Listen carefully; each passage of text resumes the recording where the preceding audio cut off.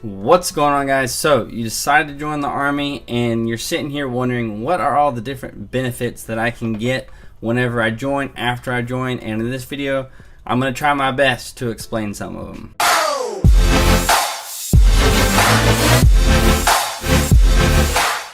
So I just want to start off this video by saying I am by no means an expert in this field of financial, talking to you guys about all this stuff, because there is a lot to talk about. So all of the links, or a lot of the links that I looked at where I got some of this information, is going to be in the description, so check that out. So if you watch this video, if you just want to learn more about something, you can go ahead and click that in the description. But if you just want to hear me kind of just give you a quick overview, because that's what this video is going to be, is a quick overview, kind of what how much money you can expect to kind of get depending on what benefit you want to get. And I'm just going to do my best to explain them, because they're really detailed, and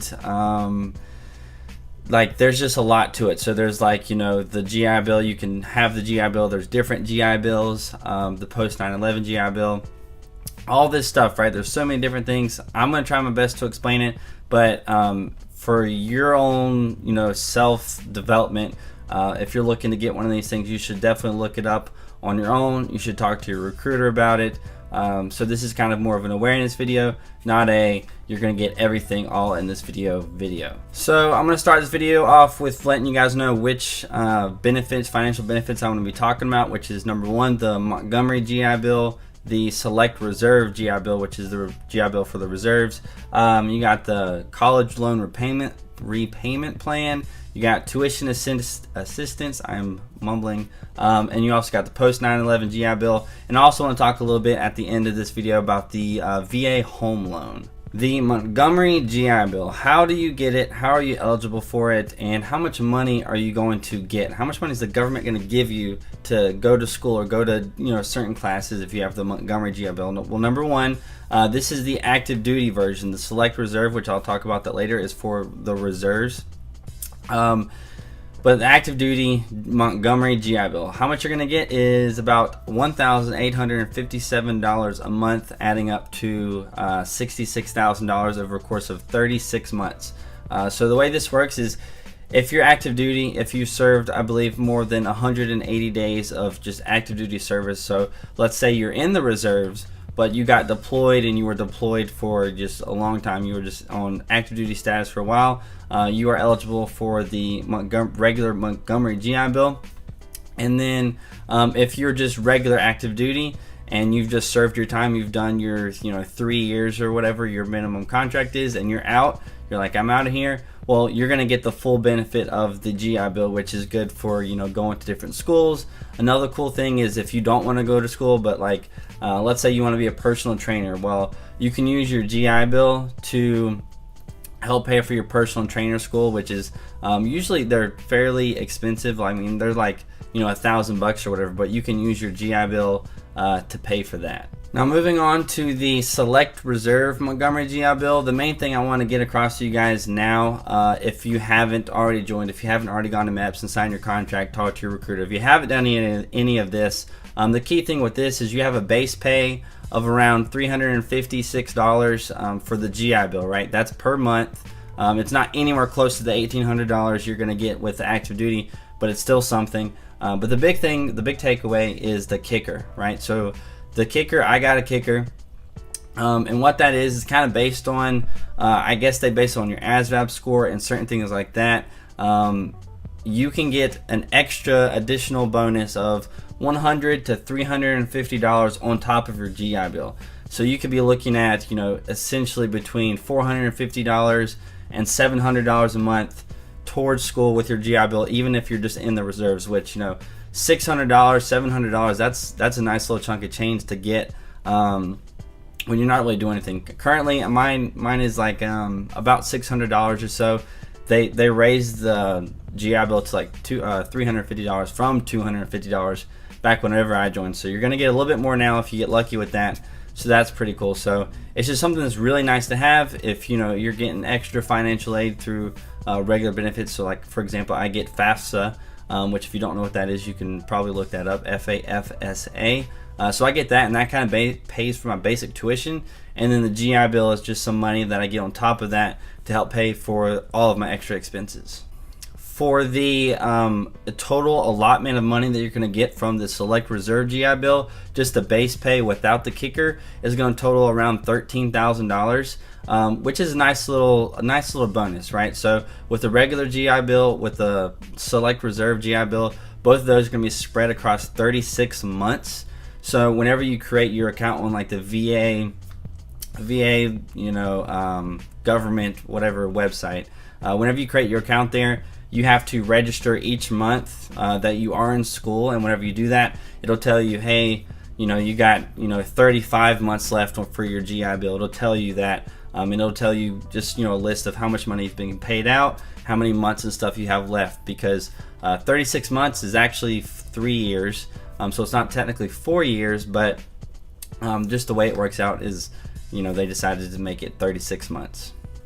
And now moving on to the college loan repayment program. This is basically for all you guys who have already gone to school. Maybe you've already done your graduate's degree. There's really no more school for you to do, but you have all these student loans and stuff that you need to pay off. And so the college loan repayment program is basically going to help you pay these things off. So it's essentially going to pay up to 33.3% of your principal balance. So if you don't include interest or anything like that, if you owe $60,000, well, they'll pay up to $20,000 of that, and they'll also pay up to $1,500 a year for the payments. So towards the payments, they'll pay up to $1,500 a year for that. So that's something pretty interesting that you guys can look into. Now, the only catch to this is you have to literally have in writing that you decline the Montgomery GI Bill, that you do not want that, in favor of the college loan repayment plan. Now, here's an interesting one that I didn't really know that much about before, the past few days, that I've had to look up, and I think I might look into it a little bit, and that is just tuition assistance. And tuition assistance will allow you to get up to $4,500 a year, and I think it was $250 a semester per credit hour, right? So that's the most that they will pay. But yeah, $4,500 a month. And I also looked up that you can combine this with the GI Bill and the post 9/11 GI Bill, which I will talk about that later, but you can combine those two. So for me personally, I don't want to give you guys, information of, something that I don't know about, but I did look this up. You can combine them, and I kind of want to research this myself on the fact that if I can get an extra $100 a month, why won't I? So I'm going to be looking into this myself. So is that something that you guys should be looking at? Talking to your recruiters, talking to your schools, calling up some people saying, hey, I'm going to get the GI Bill. Is tuition assistance a thing I can get to help supplement that? So let's say you don't get FAFSA, which is what I was getting before. So the regular, financial aid that people get as regular civilians.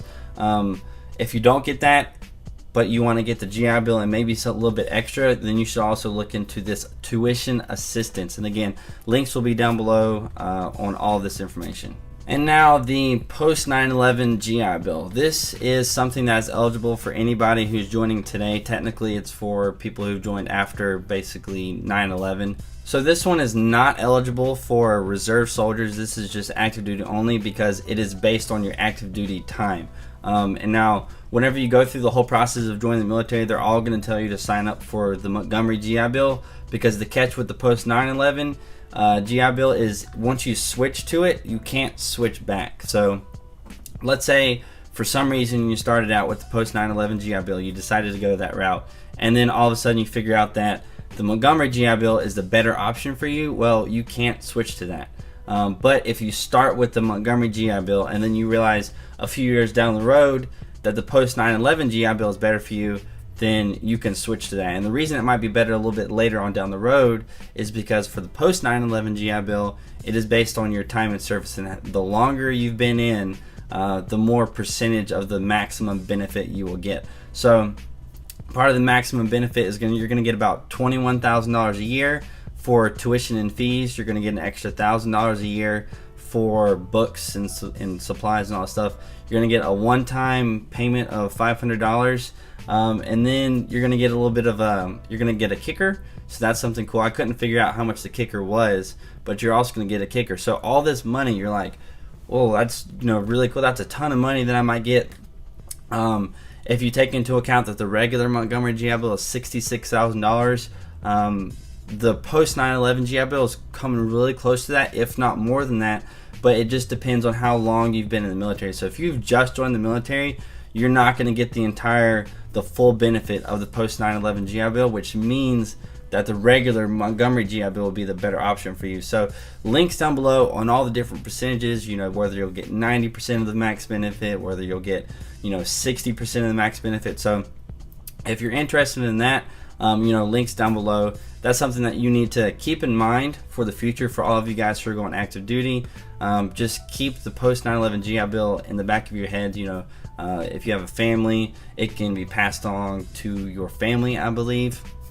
And finally, the VA home loan, or people call it the guaranteed VA home loan. And I kind of just want to cover a misconception that I had, that some people might have, and that is this is a guaranteed loan for your home. So right now, currently, I saw it was like $360,000. So all these numbers kind of change around from year to year. So technically, depending on when you watch, these numbers could be different.